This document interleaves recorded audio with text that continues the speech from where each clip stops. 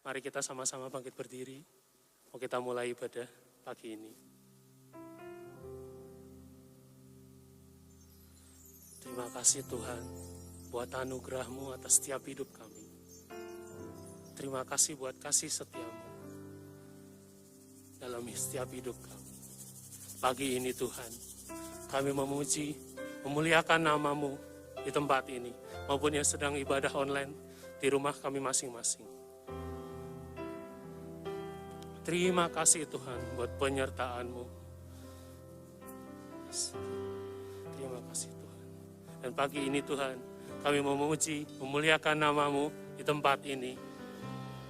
Dan setiap jemaat Tuhan yang memuji dan memuliakan nama Tuhan, pagi ini, mari sama-sama berkata, amin.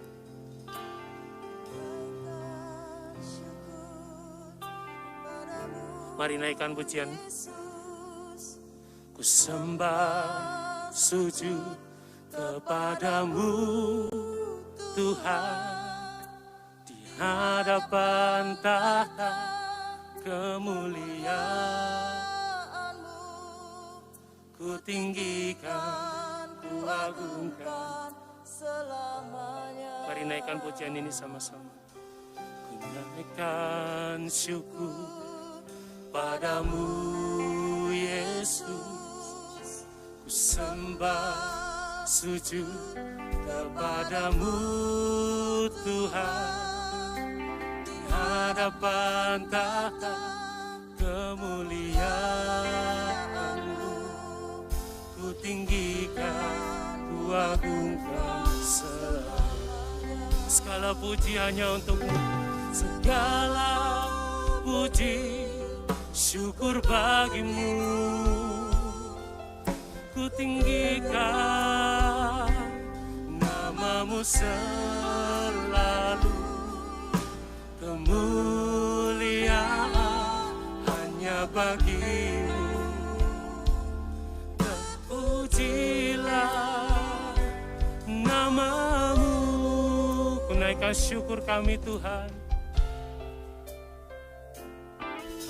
Ku naikkan syukur padamu Yesus. Ku sembah sujud kepadamu Tuhan, di hadapan tahta kemuliaan-Mu. Ku tinggikan, ku agungkan selamanya. Segala puji, segala puji syukur bagi-Mu. Ku tinggikan nama-Mu selalu, kemuliaan hanya bagi-Mu. Terpujilah. Mari angkat tanganmu sama-sama dan katakan, segala puji syukur bagi-Mu. Ku tinggikan nama-Mu selalu, kemuliaan hanya bagi-Mu. Terpujilah. Segala puji, segala puji syukur bagi-Mu. Ku tinggikan nama-Mu selalu, kemuliaan hanya bagi-Mu. Terpujilah. Sekali lagi katakan, segala puji bagi-Mu Tuhan, segala puji syukur bagi-Mu. Ku tinggikan nama-Mu selalu, kemuliaan hanya bagi-Mu. Terpujilah nama-Mu, kemuliaan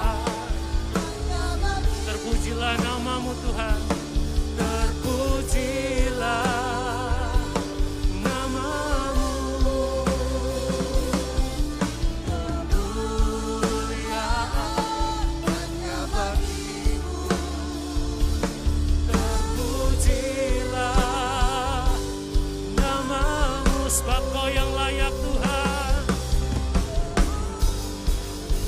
sebab Kau layak, terima pujian, sebab Kau layak, terima pujian, sebab Kau layak, Yesus, Raja di atas. Mari sembah Dia, mari puji Dia, katakan sebab Kau layak. Terima pujian, sebab Kau layak. Terima pujian, sebab Kau layak. Yesus, Raja di atas. Mari katakan sebab Tuhan yang layak. Terima pujian, sebab Kau layak.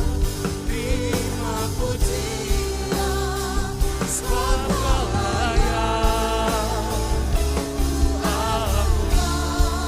Yesus, Raja di atas segala raja.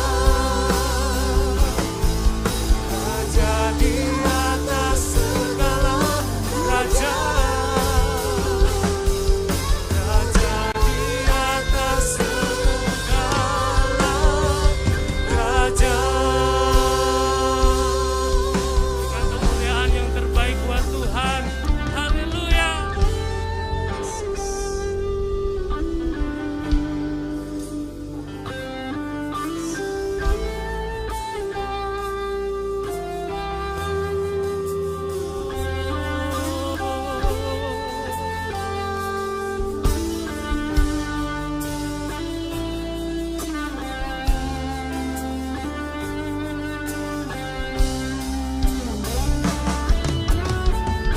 Terima kasih.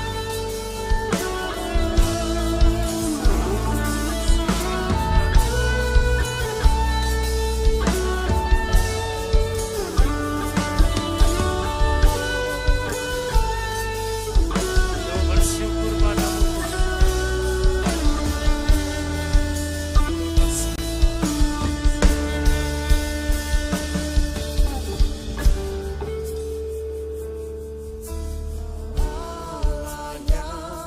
Setia,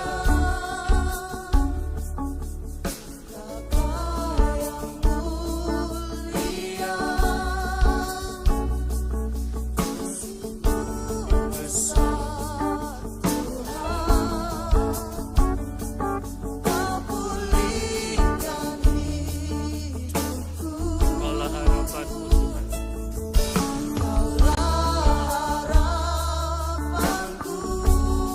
Hidupku di dalam-Mu Tuhan.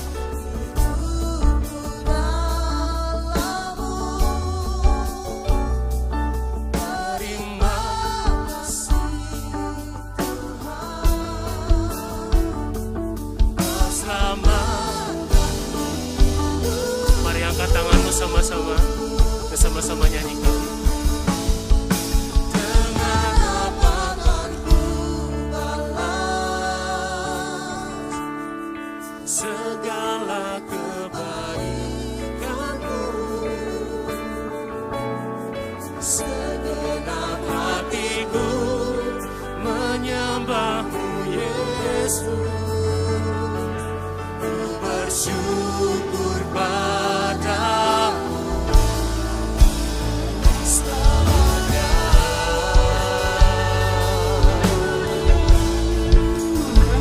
Haleluya. Terima kasih Tuhan.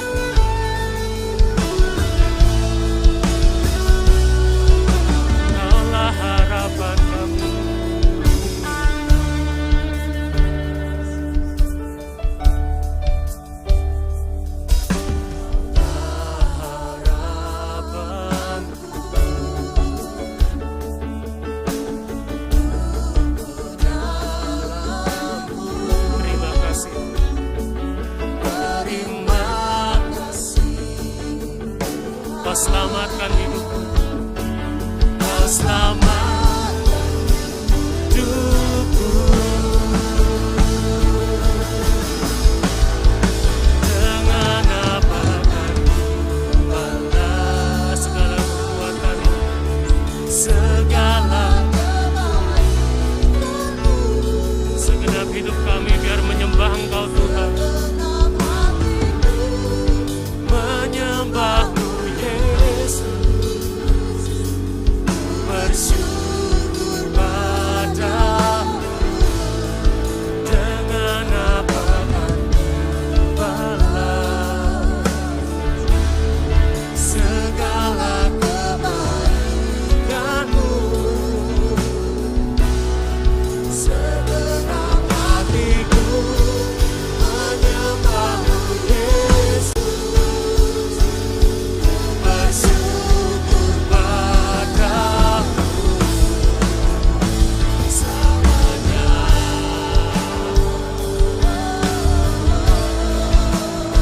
Selamanya.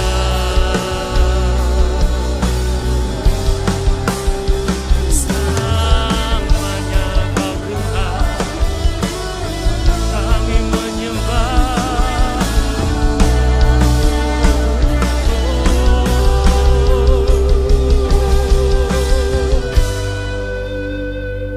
Selamanya kami sembah. Hidupku untuk menyembah. Terima kasih dengan seluruh hidup kami Tuhan. Dengan seluruh hidup kami mau menyembah Engkau. Dengan apa kan balas segala kebaikan-Mu.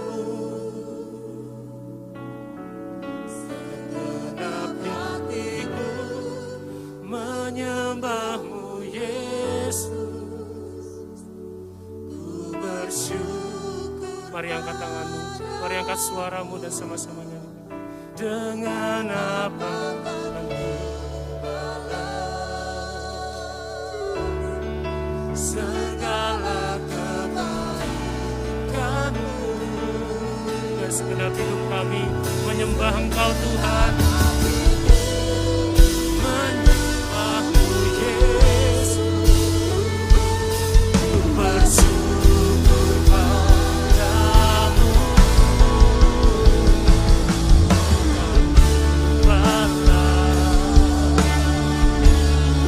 Segala kebaikan-Mu. Segenap hatiku menyembah.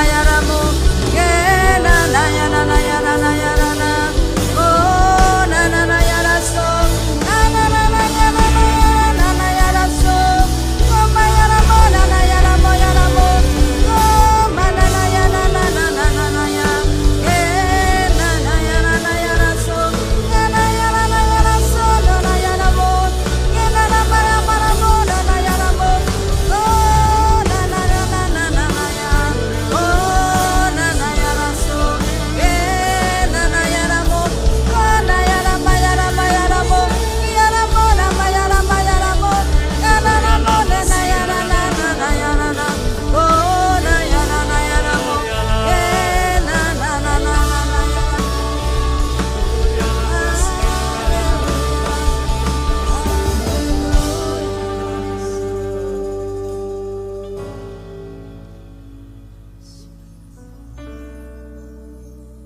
Kami bersyukur pagi hari ini Tuhan.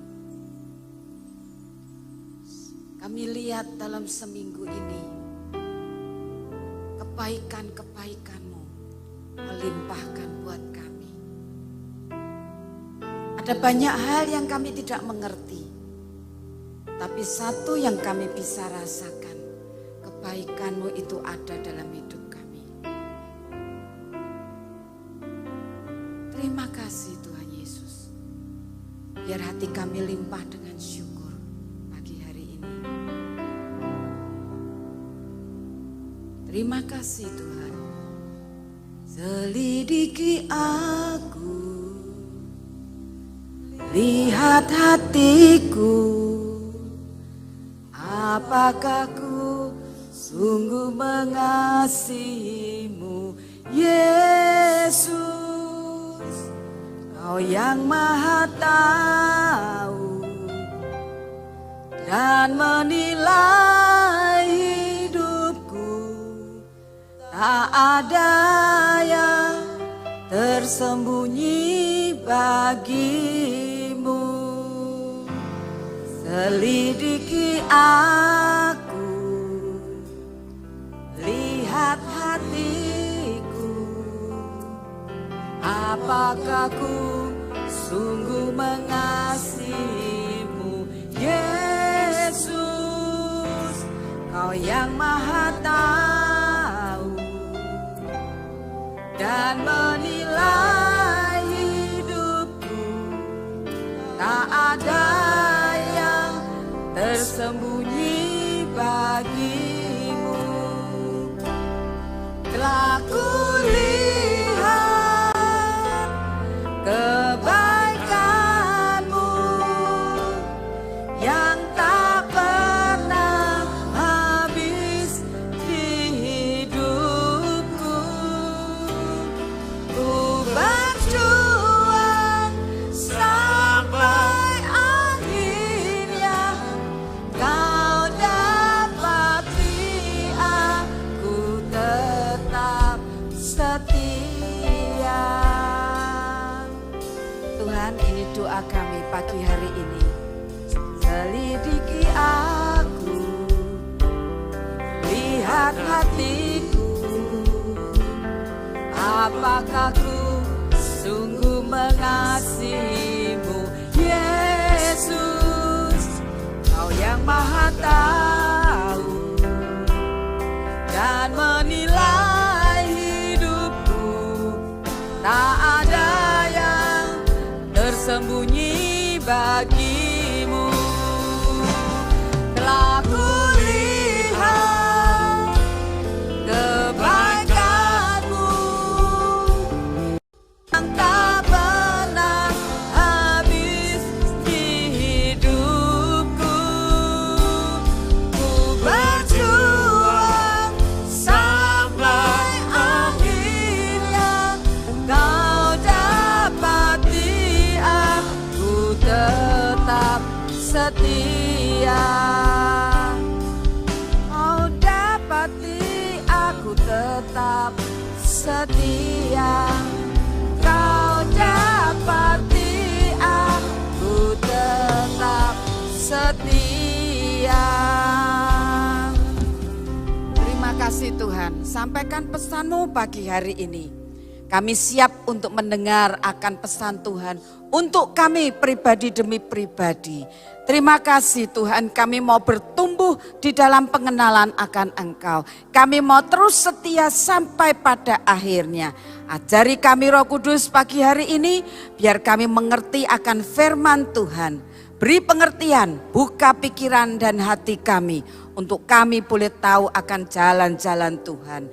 Di dalam nama Tuhan Yesus, kami berdoa dan bersyukur. Dan semua yang percaya sama-sama katakan, amin. Berikan kemuliaan buat Allah kita. Silakan duduk saudara. Pagi hari ini saya beri judul terkena jebakan saudara. Karena saya melihat, saya ngamati, saya itu senang ngamati saudara. Tapi bukan buat ngerumpi ya.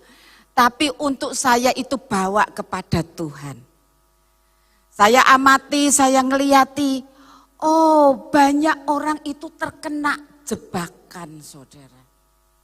Jebakan itu yang berbahaya. Kalau kita lihat jebakan tikus itu, dia akan ditaruh di tempat yang tersembunyi. Dan di dalamnya kita lihat ada umpannya di situ. Umpannya itu supaya membuat tikus ini masuk ke situ dan tertutup pintunya. Nah, ini juga bahaya buat kita saudara anak-anak Tuhan. Jebakan dari iblis itu selalu tersembunyi, sama saudara. Tersembunyi dan ada umpannya. Kalau kita sudah makan umpannya, maka ini jebretannya itu akan nutup. Dan kita akan merasa, kok sepertinya Tuhan kok tidak berbicara apa-apa. Kenapa berkatnya itu kok berhenti mengalir? Kenapa kok selalu ada masalah dan aku tidak bisa selesaikan? Sepertinya pintu tertutup. Nah, hati-hati dengan jebakan ya, karena iblis itu selalu pasang jebakan. Nah, pertanyaannya seperti ini. Bisa atau tidak kita tidak kena jebakan itu? Kita nanti akan belajar ya. Bisakah kita tidak sampai terjebak di dalamnya? Siapa sih yang bisa membuat kita terjebak itu? Sampai masuk di dalam jebakan dari iblis. Terus bagaimana supaya kita tidak terkena jebakan? Atau kalau sudah kena jebakan, caranya bagaimana? Dan terus juga yang terakhir adalah bagaimana supaya kita dibebaskan dari jebakan itu. Kita akan belajar karena firman Tuhan itu yang membuat kita bisa tahu mana yang baik, mana yang tidak. Mana yang benar, mana yang keliru. Nah, kita pagi hari ini kita akan belajar mengenali lewat firman Tuhan supaya kita tahu itu jebakan dari iblis. Kita lihat di Lukas 17 ayat yang pertama. Nah, pertanyaan tadi yang pertama, bisakah kita tidak terjebak? Kita baca sama-sama ya. 2, 3. Yesus berkata kepada murid-muridnya, tidak mungkin tidak akan ada penyesatan, tetapi celakalah orang yang mengadakannya. Berarti kalau Tuhan ngomong tidak mungkin tidak ada penyesatan. Di New King James ditulis mustahil bahwa tidak ada pelanggaran yang datang. Saya lihat bahasa aslinya dari penyesatan itu. Ternyata bahasa aslinya dikatakan ditulis itu skandalon. Skandal, saudara, skandal. Ya, orang yang terkena skandal itu terkena jerat. Nah, jadi skandalon itu juga artinya pelanggaran. Skandalon itu juga artinya jerat, jebakan. Ada hal yang menyinggung sehingga jatuh. Itu arti dari penyesatan. Jadi bisa enggak kita tidak terjebak? Dikatakan apa? Tidak mungkin. Tidak mungkin. Mustahil kita bisa tidak mengalami itu. Semua kita akan mengalami. Tidak mungkin tidak ada pelanggaran. Tidak mungkin tidak ada hal yang membuat kamu tersinggung dan jatuh.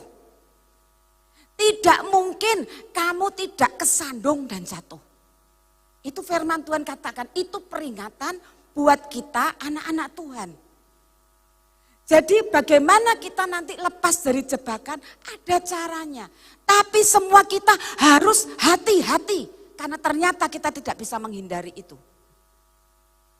Yang namanya pelanggaran, jerat, hal yang menyinggung, yang menyebabkan kita terjatuh. Hal yang membuat kita tersandung sehingga jatuh. Itu mustahil kita tidak ngalami. Semua kita akan mengalami hal itu. Tapi kalau kita ngerti firman, maka kita bisa membedakan yang benar, yang jahat. Yang salah dan yang benar. Kita bisa membedakan. Nah, di sini kita belajar ternyata tidak mungkin kita bisa lepas dari itu. Jadi kita harus berhati-hati. Dengan kata lain, hati-hati tidak mungkin tidak tersinggung. Hati-hati tidak mungkin tidak kena jerat sehingga kamu jatuh di situ. Mustahil kamu tidak ada ketersinggungan yang datang. Jadi penyesatan, pelanggaran itu pasti datang. Ketersinggungan itu pasti akan muncul. Nah, di sini Tuhan ngajari untuk kita harus hati-hati karena mustahil kita tidak kena jerat itu. Mustahil kita tidak kena jerat yang namanya ketersinggungan, terluka akhirnya saudara. Jadi orang yang sudah terluka itu seringkali terjebak di dalamnya, itu seringkali tidak merasa bahwa dia itu terjebak saudara. Dia lupa dirinya, keadaannya yang sebenarnya. Karena apa? Dia fokusnya, orang kalau sudah hatinya tersinggung, sakit. Orang yang tersinggung itu sakit saudara. Kenapa orang tersinggung? Karena luka di dalam hidupnya itu belum sembuh. Saudara kalau ada luka, ya, saudara kasih plester, kasih perban, kebentur, tersinggung lagi. Sakit enggak? Berasa enggak? Wah sakit. Kenapa orang bisa tersinggung? Karena ada luka di dalamnya yang belum sembuh. Dan luka itu harus sembuh dulu.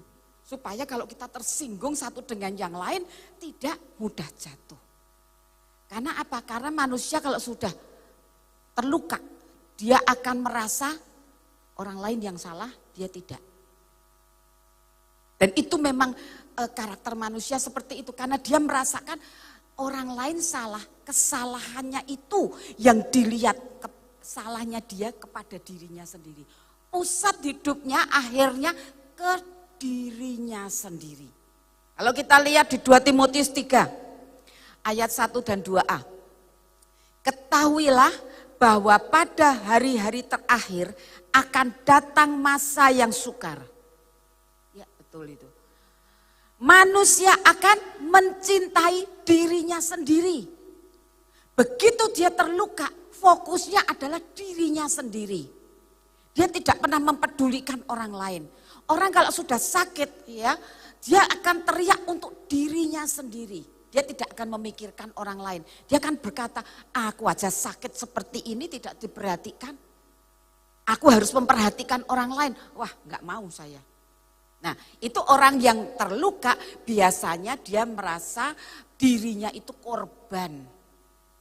Sehingga dia memusatkan perhatiannya kepada dirinya sendiri. Ya itu memang akhir zaman, Tuhan sudah ngomong.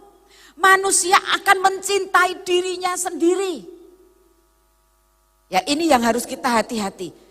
Kita pikir hidupnya seperti itu hidup normal saudara. Dia merasa itu normal kayak begitu. Padahal saudara hidup dalam ketidaknormalan.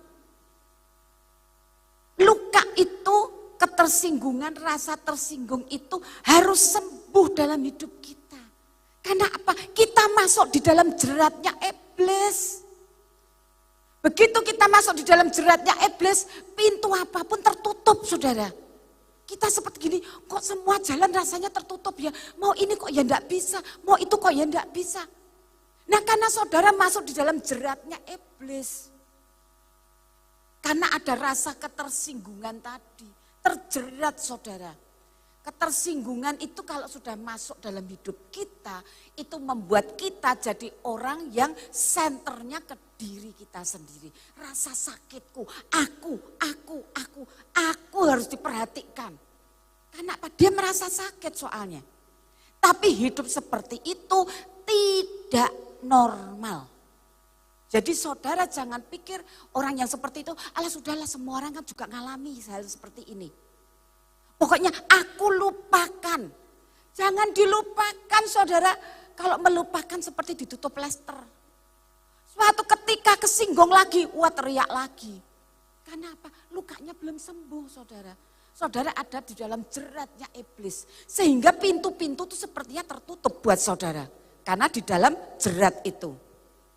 Ketersinggungan itu tidak berdosa saudara. Enggak berdosa. Kita tersinggung. Tapi akibatnya, hasilnya itu yang membawa kita dalam dosa. Orang yang tersinggung itu akan marah, akan kecewa, akan pahit, akan luka hatinya.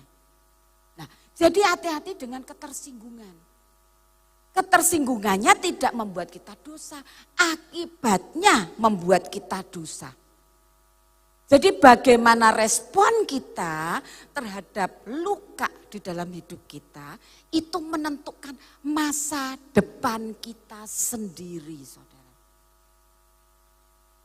Saya ulangi, respon kita terhadap luka yang ada di dalam hidup kita, itu menentukan masa depan kita sendiri.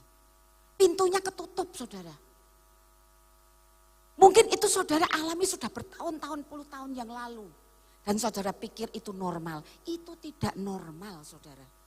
Jadi kita harus lepas dari yang namanya ketersinggungan itu.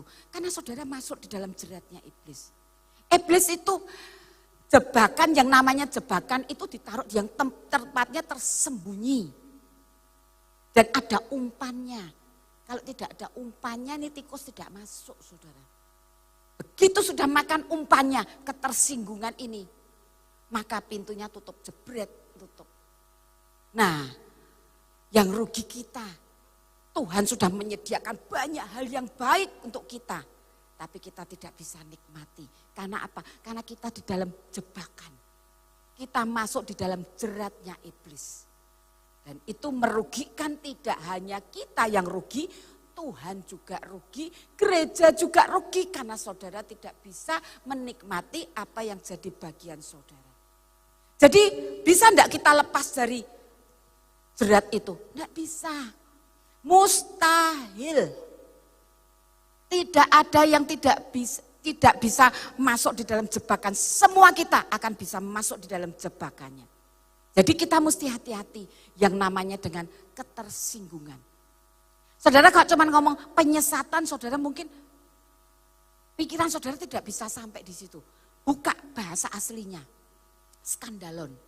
Artinya apa itu? Pelanggaran, jerat, jebakan, ketersinggungan. Jatuh karena ada sandungan, tersandung jatuh.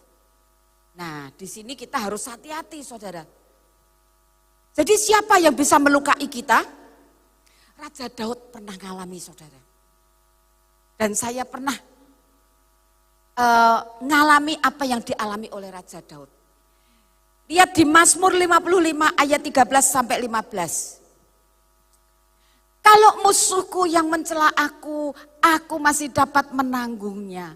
Kalau pembenciku yang membesarkan diri terhadap aku masih dapat menyembunyikan diri terhadap dia. Tetapi engkau orang yang dekat dengan aku, temanku, dan orang kepercayaanku. Kami yang bersama-sama bergaul dengan baik dan masuk rumah Allah di tengah-tengah keramaian. Jadi siapa yang bisa membuat kita masuk di dalam jebakan itu, yang membuat kita bisa terlukai, itu orang yang dekat dengan kita. Teman kita sendiri yang bisa melukai kita di dalam ketersinggungan itu. Orang kepercayaan kita. Daud ini ngalami dikhianati sehingga dia bisa keluar di Mazmur 55 ini. Yang mengkhianati dia adalah penasehatnya, saudara. Penasehatnya bersekongkol dengan Absalom, anaknya dia. Saudara bisa ngerti yang dirasakan Daud di Mazmur 55 ini. Saudara nanti baca di rumah dari pertama sampai akhir. Lihat bagaimana Daud itu terluka oleh orang-orang yang terdekat. Temannya dia, orang kepercayaannya dia. Yang dipercayai, itu yang mengkhianati dia. Orang-orang yang sama-sama bergaul, satu komunitas, itu orang yang bisa menyinggung saudara. Terus dikatakan apa? Yang masuk rumah di tengah-tengah keramaian, anggota tim musik satu dengan yang lain, bisa enggak terjadi ketersinggungan? Sangat bisa. Antar anggota MPP bisa enggak? Sangat bisa. Semua orang tidak ada yang bisa bebas dari hal ini. Kita bisa masuk jeratnya iblis. Tapi pagi hari ini kita diajari oleh Tuhan supaya jangan sampai kita makan umpannya iblis. Ketersinggungan itu. Sepertinya tidak berdosa, wong tersinggung kok, itu kan di perasaan. Tapi hasilnya, akibatnya, itu yang membuat dosa. Ada kemarahan, ada kedengkian, ada kejengkelan, ada kepahitan, ada luka hati di situ. Itu yang membuat dosa akhirnya. Jadi kalau kita di dalam satu komunitas, bisa enggak kena jeratnya? Bisa sekali. Kenapa? Karena kita pernah terlukai dan belum sembuh.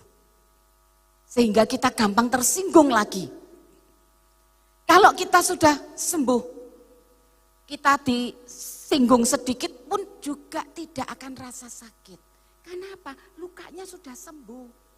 Tapi kalau lukanya belum sembuh, kesinggung, sakit enggak? Oh sakit, teriak saudara. Nah itu harus hati-hati. Di dalam satu MPP, di dalam satu divisi, di dalam satu pelayanan. Itu yang membuat kita bisa tersinggung satu dengan yang lain. Kalau orang yang jauh, dia tidak akan bisa melukai kita. Yang bisa melukai kita dan menyinggung kita adalah orang yang dekat, saudara.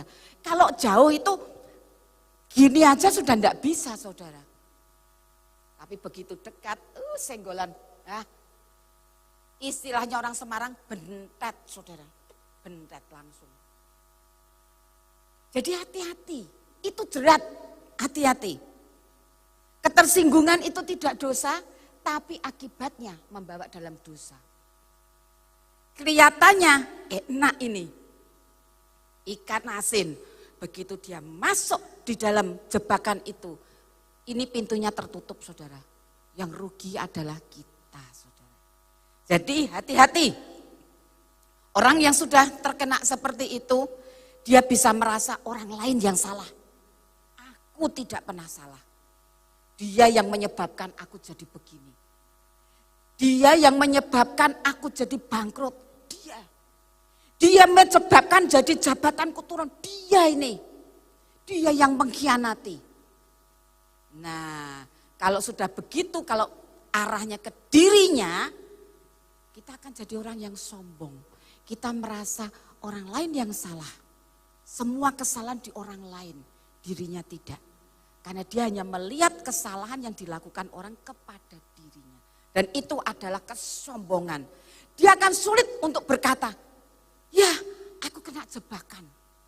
Nah, mulai pagi hari ini kita belajar, saudara. Kalau saudara masuk ke jerat itu, saudara mesti sadari diri saudara. Ya Tuhan, aku masuk ke dalam jerat ini.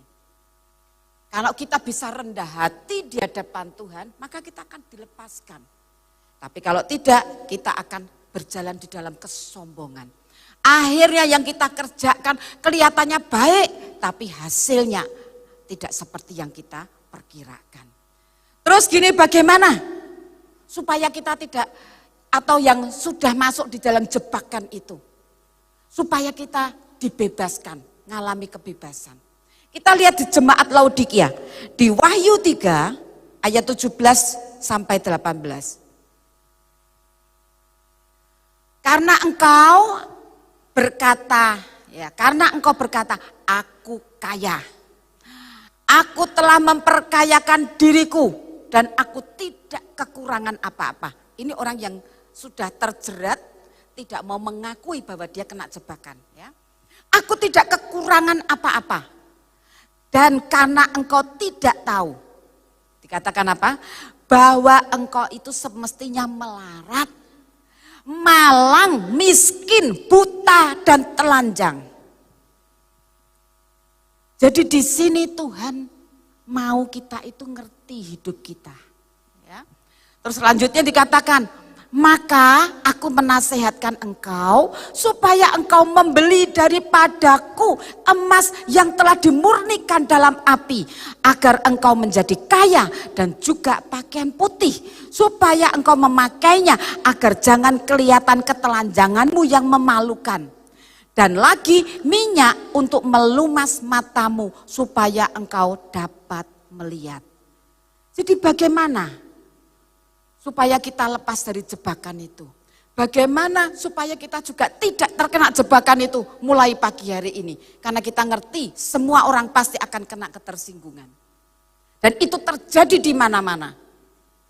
Antar anggota MPP, antar divisi, antar pelayanan, di dalam satu pelayanan, di dalam satu komunitas, di dalam satu kelompok, bahkan teman arisan, saudara, ibu-ibu. Teman ngumpul, ngopi bareng. Nah, hati-hati saudara. Karena jebakan itu bisa kena ke dalam hidup kita. Kita jadi belajar hari ini bagaimana supaya kita lepas dari jebakan atau tidak terkena jebakan. Yang pertama Tuhan katakan apa? Beli daripadaku emas yang telah dimurnikan dalam api. Beli daripadaku. Karena di sini Tuhan mengajarkan, jadilah kita itu jadi emas yang murni. Saudara, emas yang murni itu lunak, tidak keras. Emas yang murni itu lentur, saudara. Tapi kalau emas itu banyak campurannya, itu keras, saudara. Tuhan pengen hati kita itu hati yang lentur, hati yang lunak, yang gampang dibentuk oleh Tuhan. Kalau hati kita keras dengan kesombongan kita, karena ketersinggungan tadi saudara, maka hati kita tidak bisa dibentuk oleh Tuhan. Hati kita keras saudara. Saudara ngerti kalau hidup kita banyak campurannya. Emas itu supaya murni diapain? Dimasukkan dalam peleburan, dapur api, apinya digedein saudara. Semakin apinya besar, kita akan semakin mendapat emas yang murni. Karena apa? Pada waktu apinya diperbesar itu kotoran emas itu namanya sanga. Maka sanganya itu akan ke atas, saudara. Dan disitulah lalu tukang pandai emas ini ngambil kotorannya, dibuang. Sehingga emas yang murni itu akan ada di bawah, berat saudara. Dan itu lunak, lentur saudara, empuk saudara. Tapi kalau emas itu masih banyak kotorannya, maka itu jadi keras emasnya. Campurannya itu harus disingkirkan. Caranya bagaimana? Masukkan ke dalam dapur api.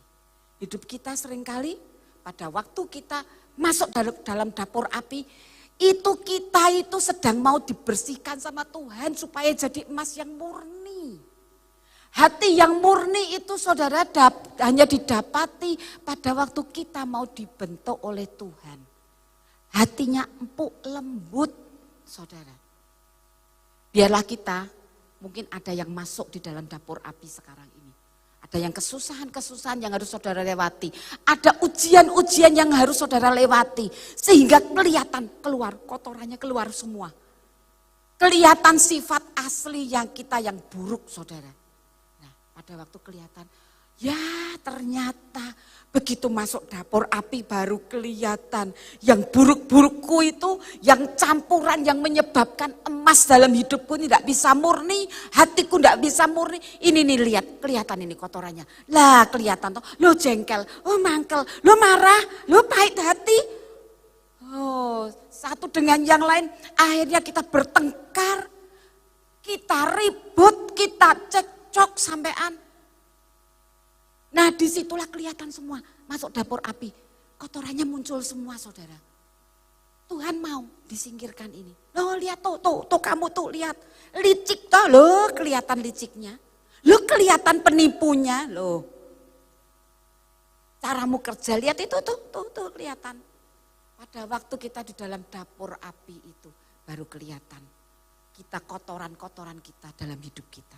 Seringkali orang sudah masuk dapur api, tapi masih tidak bisa melihat kotoran dalam hidupnya. Itu lebih cilaka lagi saudara. Kita tidak akan bertumbuh di dalam pengenalan akan Tuhan. Karena Tuhan itu kudus. Kita hanya bisa melihat Tuhan kalau kita hidup dalam kekudusan. Tuhan mau hati kita murni. Supaya kita bisa bertemu dengan Dia terus. Kita bisa berkomunikasi dengan Dia. Kita bisa dengar suaranya. Kita bisa terima petunjuknya, ini loh jalannya begini. Kamu ngalami seperti ini jalannya seperti ini. Kita diberi hikmat oleh Tuhan untuk menyelesaikan segala sesuatu. Nah di sini Tuhan ajarkan, ayo belilah emas daripadaku, emas yang telah dimurnikan di dalam api. Nah jadi di sini Tuhan mau supaya kita hati-hati. Kalau kita masuk di dalam jeratnya, yang nomor 1 Tuhan pengen jadikan kita emas yang murni. Kita lihat di Ibrani 3 ayat 13. Tetapi nasihatilah seorang akan yang lain setiap hari, selama masih dapat dikatakan hari ini. Supaya jangan ada di antaramu yang menjadi tegar hatinya karena tipu daya dosa. Tegar hati itu keras hati. Atau keras kepala saudara. Campuran dari emas itu membuat hati kita keras. Tapi Tuhan mau supaya kotoran-kotorannya itu keluar waktu-waktu kita masuk di dalam api. Supaya jadi emas yang murni. Sanga-sanganya itu muncul, biarkan saudara. Jadi ketahuan hidup kita yang sebenarnya. Tidak usah tutup-tutupan, tidak ada topeng-topengan. Ketok apa adanya. Kotorannya muncul semua di permukaan. Biarlah nanti Tuhan yang menyingkirkan kotorannya. Dan kita didapati emas yang murni. Hati kita yang lembut. Hati kita yang gampang dibentuk. Lunak saudara. Yang kedua. Setelah kita mau dijadikan emas murni. Yang kedua. Lihat keadaanmu yang sebenarnya. Ayat tadi katakan. Ya. Dan lagi minyak untuk melumas matamu. Supaya engkau dapat melihat saudara. Jadi kita mesti belajar melihat keadaan kita yang sesungguhnya. Sama Tuhan jangan ditutupi. Percuma palsu-palsu kita saudara. Karena Tuhan itu melihatnya kita itu tanpa tutup-tutupan. Kita mau dengan kata-kata yang indah. Oh Tuhan luar biasa. Tuhan ajaib. Tuhan cuma ngomong. Lah ajaibnya aja kamu tidak pernah ngerasain. Datang ke Tuhan dengan apa adanya saudara. Kita itu harus datang ke Tuhan dengan benar-benar apa adanya. Ini loh Tuhan keadaanku, ini loh seperti ini. Makanya Tuhan katakan lihat keadaanmu yang sebenarnya. Minta minyak untuk melumas matamu. Supaya engkau dapat melihat keadaan yang sebenarnya. Manusia yang sombong tidak bisa melihat keberadaan dirinya. Dia akan melihat dirinya benar terus. Lah itu orang yang seperti itu sudah masuk di dalam jebakan saudara. Jebakan yang tadi itu tersinggung. Banyak sekarang ini saya ngelihat ketersinggungan saudara. Satu dengan yang lain tidak hanya di luar. Saya kok di luar enggak perhatian. Di dalam gereja. Satu gereja bisa tersinggung. Satu dengan yang lain. Sama-sama pelayanan. Tersinggung saudara. Itu yang harus dihati-hati. Makanya Tuhan katakan apa? Lihat keadaanmu yang sebenarnya. Minta minyak untuk melumas matamu supaya dapat melihat. Matius 7 ayat 3. Mengapakah engkau melihat selumbar di mata saudaramu sedangkan balok di depan matamu tidak engkau ketahui? Yang selumbar di saudaramu kita lihat. Balok itu yang di depan mata kita tidak lihat saudara. Jadi belajarlah melihat diri kita yang sebenarnya. Karena kalau kita mau rendah hati di hadapan Tuhan, Tuhan akan tolong supaya kita lepas dari jebakan itu. Bagaimana bisa lepas dari jebakan? Kita minta Roh Kudus menyingkapkan sesuatu. Saya pernah sampaikan di sini satu kejadian saudara. Saya ingat waktu itu. Saudara boleh baca bukunya John Bevere tentang umpan iblis. Dia membahas hal ini saudara. Nah, saya ingat waktu itu. John Bevere datang di gereja di Permata, saudara. Nah, ada satu hamba Tuhan, dia cuma katakan begini ke saya. Kamu itu Rutina, kamu itu takut, kamu itu penakut. Waktu saya diomongin gitu, saya gini, ini nggak ada hujan, nggak ada angin, tiba-tiba ngomong begitu. Ngomongnya juga tidak dengan, kamu ini, enggak saudara. Kamu ini Rutina, kamu itu penakut. Kamu tuh takut ini takut gitu. Saya ini waktu diomongin begitu, heran ya. Omongnya cuma dengan sederhana loh saudara. Tapi kalau itu roh Tuhan, bongkar hati saudara. Saya itu enggak terima diomongin begitu. Karena saya merasa saya tuh enggak takut. Sama setan aja saya tidak takut. Saya diomongin ini, saya penakut. Enggak, saya enggak takut. Saya di rumah sendirian. Rumah mami saya gede seperti itu, sendirian, saya tidak takut. Setelah menikah saya di rumah sendiri, Pak Petrus Agung pergi, saya hamil, Kesia, sendirian, tidak pernah takut, saudara. Sekarang di rumah ini, saya cuma tinggal berdua, karena Sasa sama Kesia, ikut Kesia di sebelah rumah saya sama Joseph. Saya seringkali sendiri juga, saya nggak pernah takut. Lebaran sendiri juga nggak pernah takut saya. Orang ini ngomong kamu tuh takut. Saya di situ saudara tersinggung saudara. Kalau tersinggung kan enggak boleh keras-keras tuh saudara. Halus hati kita tersinggung. Pulang itu saudara, saya enggak tahu gimana. Nangis saya. Saya kok diomongin takut, padahal saya enggak penakut. Enak aja orang ini ngomong saya penakut. Saya enggak takut. Besok paginya saya berdoa. Saya biasa kalau sudah merasa seperti itu, saya datang ke Tuhan, lapor. Lapornya juga bukan dengan suami, lapornya ke Tuhan dulu. Kebanyakan istri-istri lapornya langsung ke suami. Suaminya ikut nanti kebakaran jenggot. Kurang ajar orang itu ngomongin istriku begini, lah malah tambah dosa. Padahal suaminya enggak ikut apa-apa. Saya lapornya ke Tuhan. Tuhan, kok ngomong penakut? Apa sih penakut? Aku enggak takut kok Tuhan. Tapi enggak tahu di sini sakit loh Tuhan, diomongin begitu. Padahal diomonginnya tidak di depan orang banyak loh saudara. Diomonginnya cuma ada orang 3-4 orang. Dan ngomongnya tidak dengan tunjuk-nunjuk enggak. Tapi perkataannya kenapa masuk nusuk di dalam hati saya ya. Di situ saya ngerti, ini ada silet sedang mengoperasi hati saya. Saudara kena silet sakit enggak? Sakit saudara, perih. Iya ngerti saya, ini ada yang sedang mau dioperasi. Ada silet datang, perih hati saya. Saya datang ke Tuhan, saya laporkan. Saya belajar kalau berdoa saudara, saya boleh curhat ke dia, saya boleh nangis kepada dia. Tapi ada waktunya stop. Saya mulai apa? Nyanyi, nyembah Tuhan. Saya tidak mau larut dalam kesakitan saya tidak mau larut dalam perasaan saya mulai nyembah Tuhan. Saya sembah dia, saya tinggikan dia. Saya nyanyi nyembah Tuhan. Setelah selesai, saya dapat kelegaan. Apa yang saya lakukan? Baca Alkitab, saudara. Waktu saya baca Alkitab, baca sampai di satu ayat, itu bisa Roh Kudus menerangi pikiran saya. Ayatnya di 2 Korintus 2 ayat yang ke-7. Kayaknya saya belum masukkan di sini.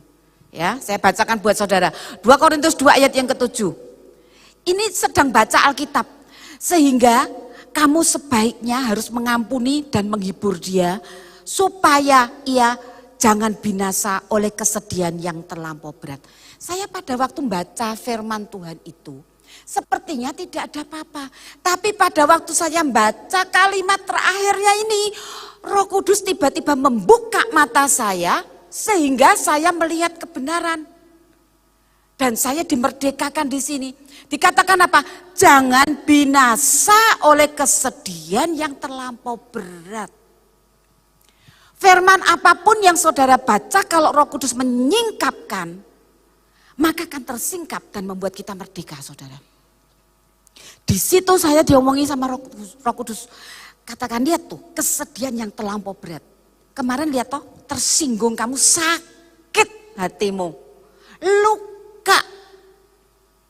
Nih kesedihan yang terlampau berat, bisa apa? Binasa. Oh, saya langsung kaget, saya ngomong, Tuhan, saya tidak mau binasa. Saya tidak mau binasa, saya mau mengenal Tuhan lebih dalam lagi. Ini lihat kesedihan yang terlampau berat. Pada waktu mata saya terbuka, disingkapkan itulah saya mengalami kemerdekaan, saudara. Dan kemerdekaan itu bukan saya gini, aku merdeka, aku sudah merdeka. Oh jangan begitu, saudara, dirasake, kesinggung meneh loro nak. Gitu loh, saudara. Pada waktu tersinggung lagi, sakit atau tidak? Kalau tidak sembuh, saudara. Saya boleh mengalami banyak hal di dalam kehidupan ini. Setelah Pak Petrus nggak ada, menghadapi banyak hal yang harus saya hadapi, yang kalau orang ngomong bisa tersinggung perasaannya. Tapi karena saya sudah dimerdekakan oleh firman itu, kalau kamu sedih terlampau berat, kamu bisa binasa. Saya ngomong, ini ayat ini membuat terbuka. Dan saya apa? Tuhan, saya enggak mau. Saya takut dengan Tuhan. Dan sejak itu saya bebas dari ketersinggungan. Saya bebas dari jeratnya iblis. Saya tidak makan umpannya lagi ketersinggungan itu.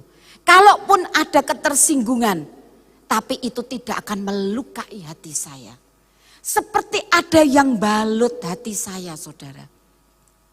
Tidak gampang berjalan sendiri dengan nama besar Petrus Agung, saudara. Ini dihormati orang karena karismanya. Tina Astari ke sopo, pelayanan Yora. Nah, apakah orang bisa menghormati saya seperti menghormati Petrus Agung, saudara? Belum tentu. Kadang-kadang kata-katanya menyakitkan, enggak? Menyakitkan. Tapi karena saya sudah dibebaskan ini, saudara. Saya tidak pernah lupa kejadian itu. Kalau kita mengalami sesuatu pasti tidak akan pernah lupa. Sampai tempatnya di mana saya masih ingat. Disinilah saya dimerdekakan. Dan betul sejak hari itu, saya disinggung seperti apapun, saudara. Gak sakit, saudara. Saya sampai ngomong, Tuhan kok kayak orang dablek ya Tuhan. Iya, karena ditutup, dibungkus oleh Tuhan hati saya. Tidak ada yang bisa melukai saya. Apalagi sejak Pak Petrus pergi. Tuhan katakan apa?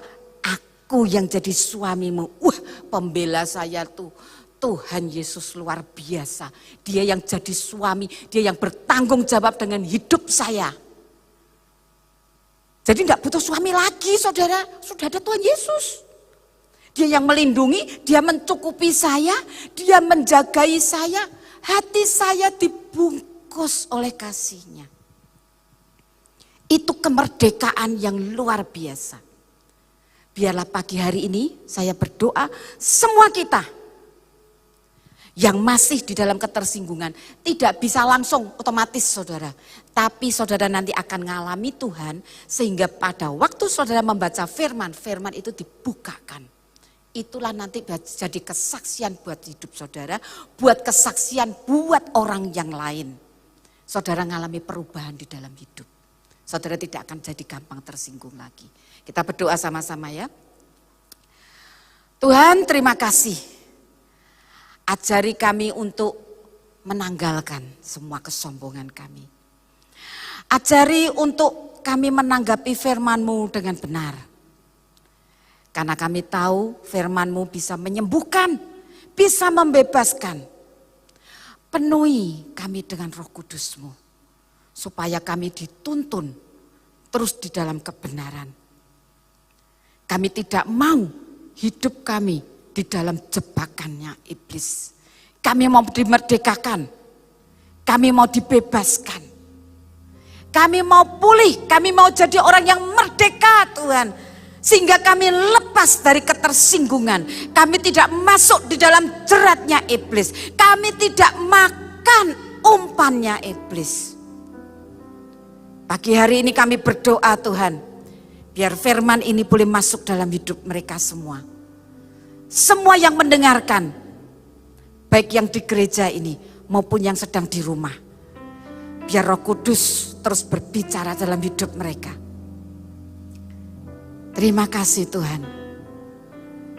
Biar Engkau Roh Kudus yang membebaskan, memerdekakan. Terima kasih Tuhan. Selidiki aku, lihat hatiku,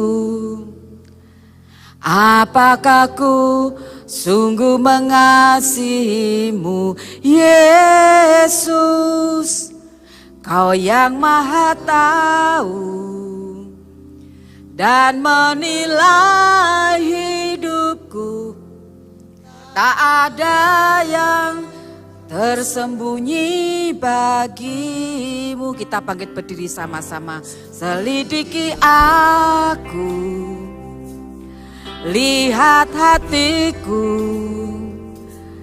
apakah ku sungguh mengasihimu Yesus.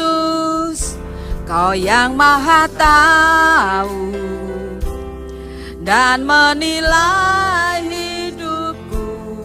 Tak ada yang tersembunyi bagimu. Telah kulihat kebaikan-Mu yang tak pernah habis di hidupku. Ku berjuang sampai akhirnya Kau dapati aku tetap setia. Telah kulihat kebaikan-Mu yang tak pernah habis di hidupku.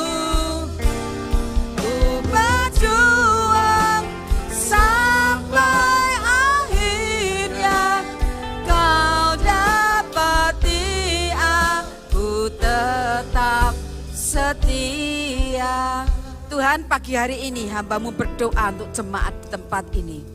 Mereka yang mengalami ketersinggungan, mereka yang masuk di dalam jeratnya iblis. Tuhan, kami berdoa Tuhan Yesus, biar mereka boleh melihat pengampunan yang Tuhan berikan untuk hidup mereka.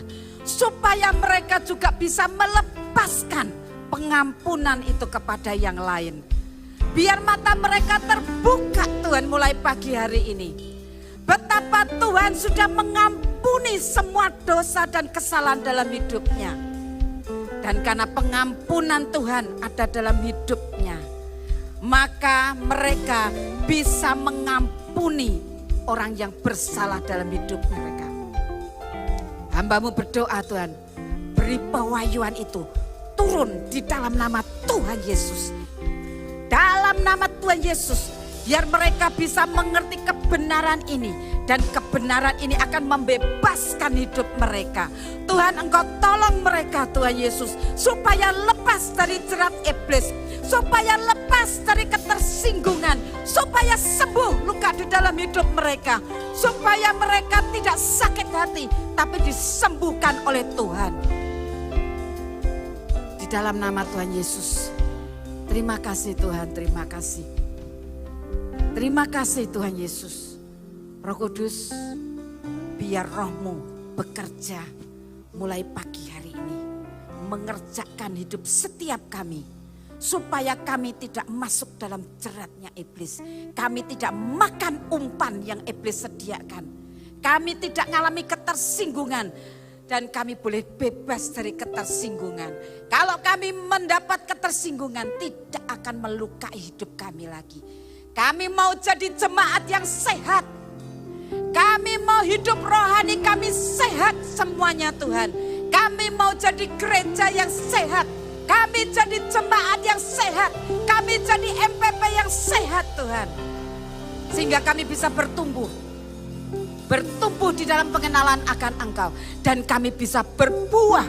Menghasilkan buah. Menghasilkan dampak kehidupan kami. Terima kasih Tuhan. Terima kasih.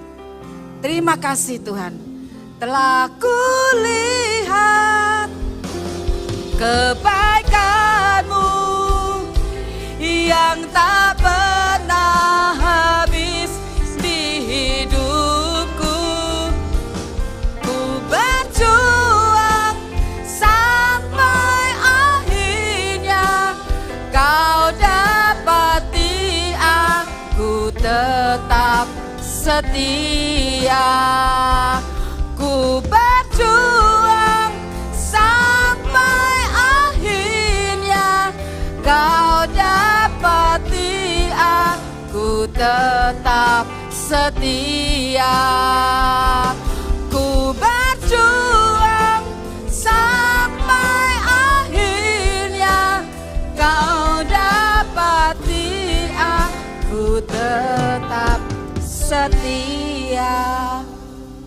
Terima kasih Tuhan untuk pesan-Mu yang ajaib ini. Terima kasih Tuhan, biar mata kami semua terbuka dan kami tidak makan lagi umpannya dari iblis. Terima kasih Tuhan Yesus. Kami bersyukur untuk pagi hari ini. Di dalam nama Tuhan Yesus, kami berdoa dan berterima kasih. Dan semua yang percaya sama-sama katakan, amin. Berikan kemuliaan buat Allah kita. Silakan duduk saudara. Shalom jemaat yang dikasihi Tuhan. JKI Injil Kerajaan on the Move hadir kembali dengan berita dan informasi terbaru seputar kegiatan dan kegerakan di gereja kita. Anytime somebody lives to serve and not be served, I know God is on the move, hallelujah.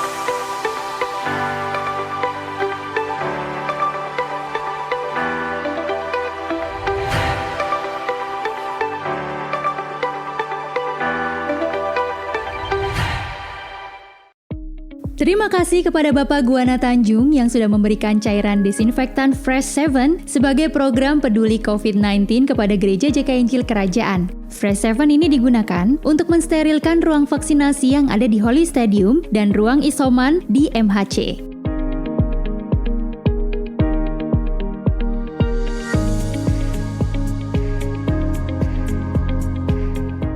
Fresh 7 ini dapat berfungsi sebagai natural disinfectant, multifunction sterilization, dan juga sebagai steam therapy dengan bahan aktif hypochlorous acid yang efektif untuk membunuh virus, bakteri, dan jamur, serta aman bagi tubuh.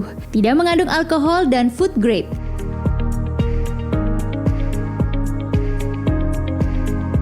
Bagi Bapak Ibu yang ingin mendapatkan Fresh 7 dan peralatan lainnya, nano spray, humidifier, dapat menghubungi Sekretariat Gereja JKI Injil Kerajaan. Pro-Ing, generasi milenial memiliki karakter yang cukup berbeda dengan generasi sebelumnya. Layaknya generasi lainnya, terdapat ciri khas milenial di dunia kerja, mulai dari ciri-ciri hingga ekspektasi karir milenial di tempat kerja. Bagaimana penjelasannya? Selain itu, apa trik yang bisa dilakukan saat milenial harus bekerja sama dengan generasi lainnya agar potensi mereka dapat dioptimalkan secara maksimal? Kalau boleh jujur sih, saya tuh milih jadi karyawan karena jadi content creator dan food blogger itu seru dan menyenangkan. Kita bisa tetap makan dan dibayar. Tapi saya adalah seorang pengusaha. Kita akan ngobrol bareng, ngobrol asik. Nah, teman-teman semua pastinya penasaran ya untuk menyimak dan belajar selengkapnya. Kita akan belajar sama-sama bersama saya Amelia Hirawan, founder dari Sinergia Konsultan dan juga coach pada hari Rabu tanggal 8 September jam 19. Jadi catat, jangan lupa kita akan ketemu di sana.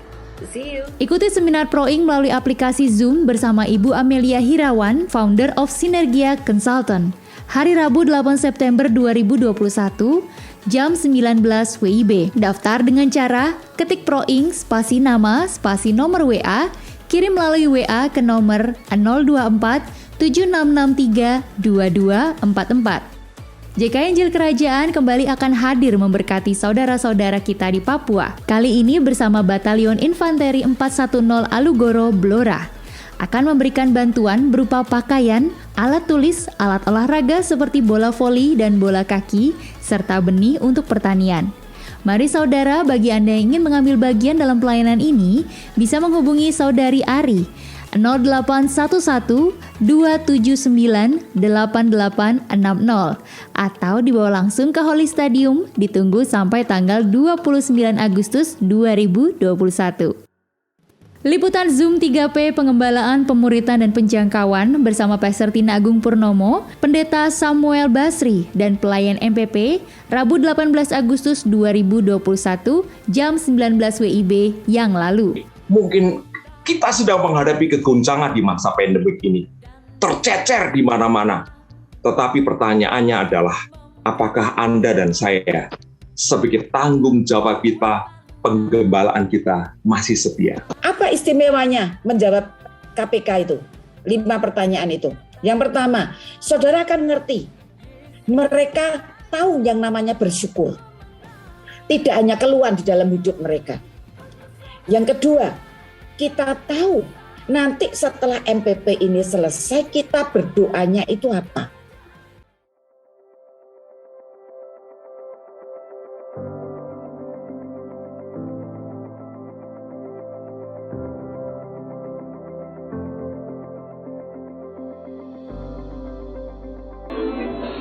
Cita-citaku menjadi seorang astronot karena ingin pergi ke bulan.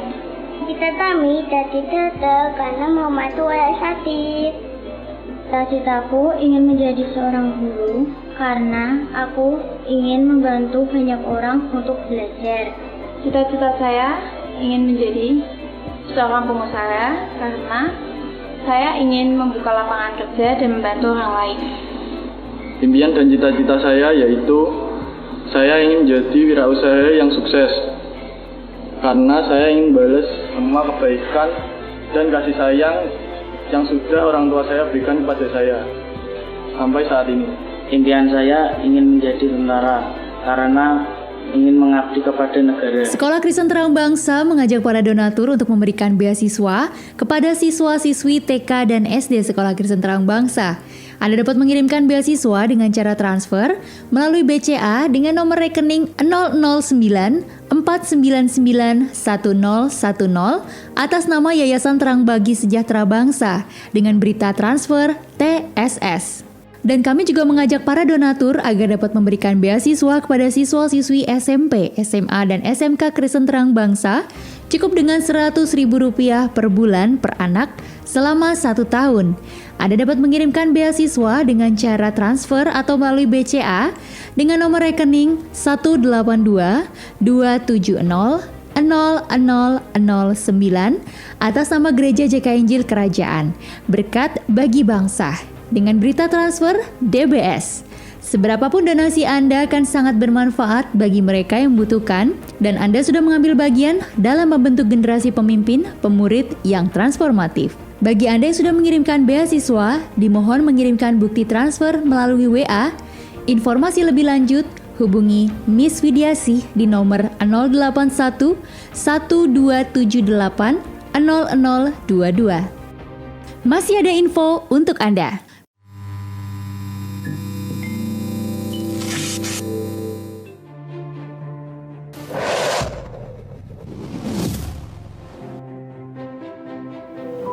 Work smart akan menghasilkan smart strategy and smart goal. Dengan yang namanya work smart itu artinya bekerja dengan hikmat Tuhan, dengan matanya Tuhan, dengan hatinya Tuhan.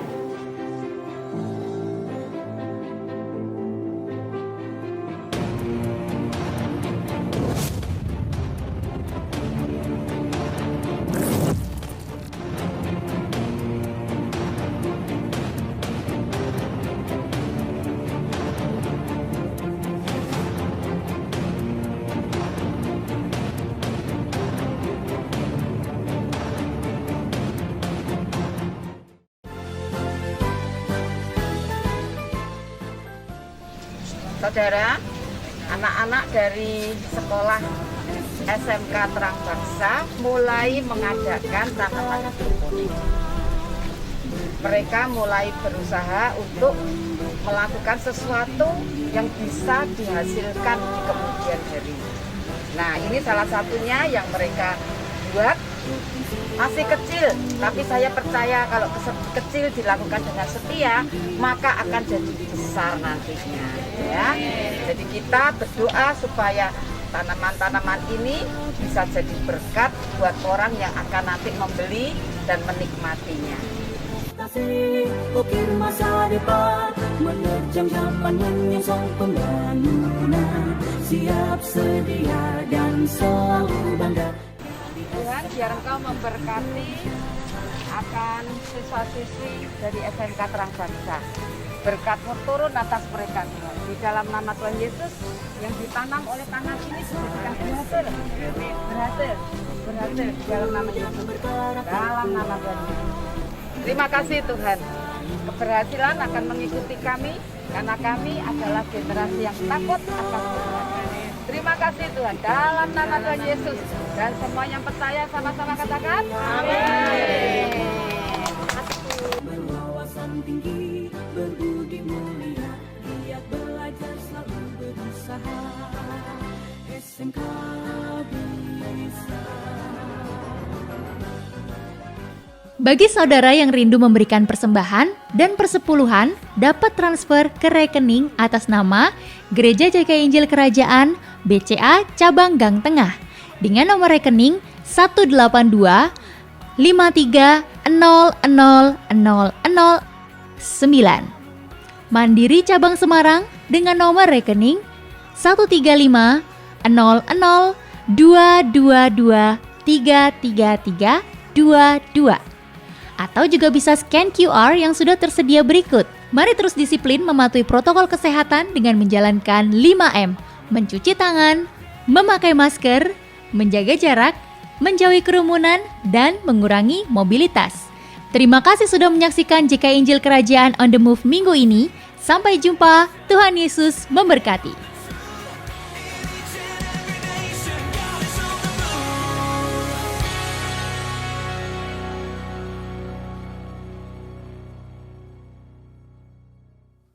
Oke, puji Tuhan.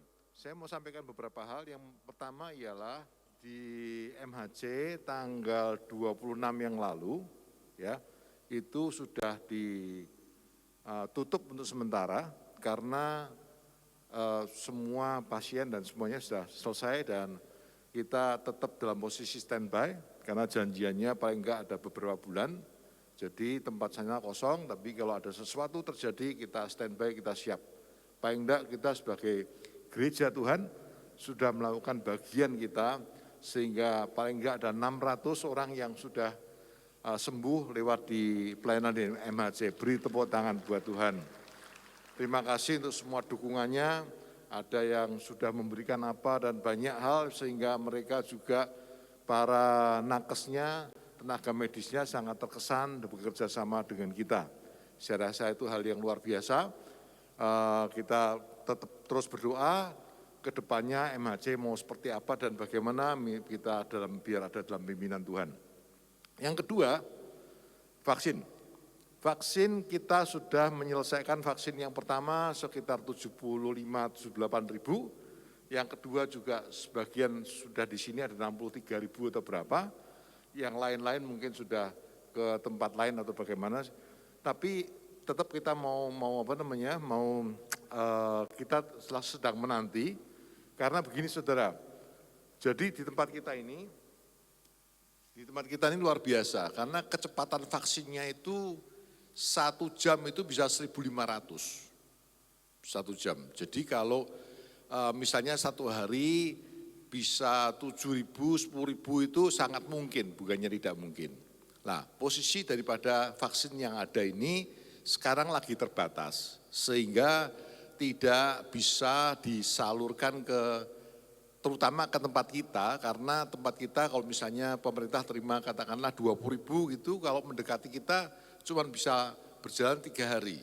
Jadi maka diberikan pada tempat-tempat lain yang begitu kecil-kecil dulu biar jalan. Tapi saya rasa tidak lama akan ada vaksin yang jumlahnya besar dan kita akan mulai lagi untuk vaksin yang kedua, vaksin yang pertama lagi. Ada kabar menarik untuk besok itu ada vaksin tapi tentu sangat terbatas karena ada kerjasama, kita mengundangkan pesantren. Ya, ada 2 pesantren yang mungkin akan datang, saudara dukung dan doakan, kita melakukan bagian kita menjadi berkat buat sesama, buat berkat buat saudara kita, sepupu kita. Nanti acaranya ialah vaksin, kemudian makan siang, kemudian apa lagi? Kita membagi sarung, Pak Budiman yang buat sarungnya, ya, sarung dan juga yang lain pokoknya kita buat kita jadi berkat. Ya, gereja kita harus jadi berkat di mereka belum vaksin, kita ajak kemari, enggak untuk semua loh ya, untuk mereka sekitar berapa ratus begitu nanti akan divaksin dan kita akan sama-sama di sini untuk berfellowship dan saya rasa nama Tuhan dipermuliakan. Ya, saya ada satu lagi yang saya mau meluruskan supaya kita jelas, tidak ada orang tersinggung, cuman mesti kita luruskan supaya beritanya lurus. Jadi saudara gini, saya ngomong sedikit saja. Vaksin itu ada berita-berita seolah-olah ini berbayar dan sebagainya yang di tempat kita. Vaksin itu tidak berbayar, tidak ada yang disuruh bayar. Semua orang yang vaksin di sini vaksinnya gratis dari pemerintah, tidak usah bayar apa-apa. Ya, baik pintu sana, pintu sini, pintu semua enggak ada bayar. Memang betul biaya penyelenggaraannya itu ditanggung oleh gereja. Ya, biaya yang ditanggung oleh gereja itu apa? Misalnya memberikan akan makan siang sebanyak 200 atau 200 hampir 300 kadang-kadang untuk makan siang untuk semua nakes dan semua petugas yang ada. Itu 300 tiap hari. Pertama, yang kedua, kita menyediakan uang saku. Kenapa? Kalau volunteer kan biasanya kan tidak usah pakai uang.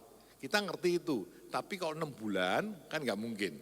Jadi paling nggak ada biaya sekitar 300 juta atau berapa tiap bulan kalau kita jalan selama 20 hari. Lah, di tengah-tengah seperti itu gereja yang keluar, cuman pengertiannya ialah ada beberapa yang melihat dan mau berkontribusi ya kita silahkan aja.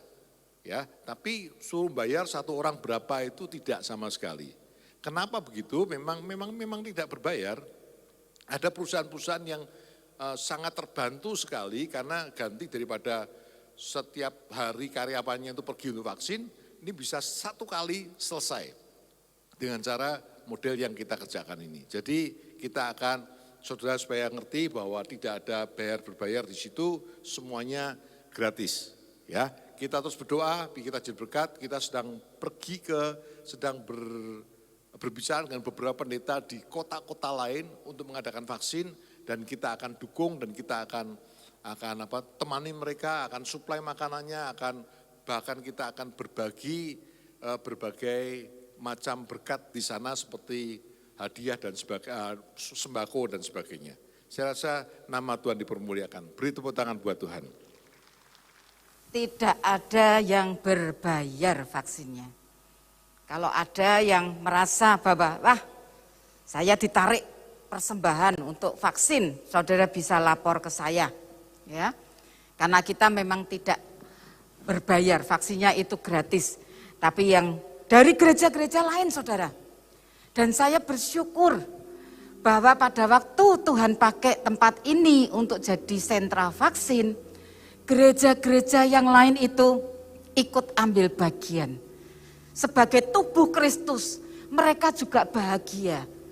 Holy Stadium bisa menjadi tempat sentra vaksin. Jadi tidak ada yang ditarik bayaran. Tuhan itu mencukupi, saudara. Jadi tidak perlu kita sampai menarik bayaran dan memang tidak diperbolehkan itu. Jadi kalau sampai ada suara di luar yang berbayar, coba ketemu saya. Siapa sih yang berbayar? Kemana bayarnya gitu loh. Kok saya enggak terima gitu loh ya. Jadi nanti saudara bisa sampaikan kepada orang-orang di luar bahwa memang ini tidak berbayar ya. Yuk kita akan selesai dari ibadah kita. Jika on the move ada trouble, gak apa-apa, kita bangkit berdiri saudara. Yang dulu tak ku mengerti, sekarang kau buat mengerti. Kau singkapkan mataku dengan kasih-Mu yang tak pernah ku pikirkan.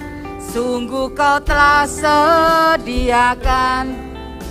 Kau curahkan berkat-Mu limpah dalam hidupku.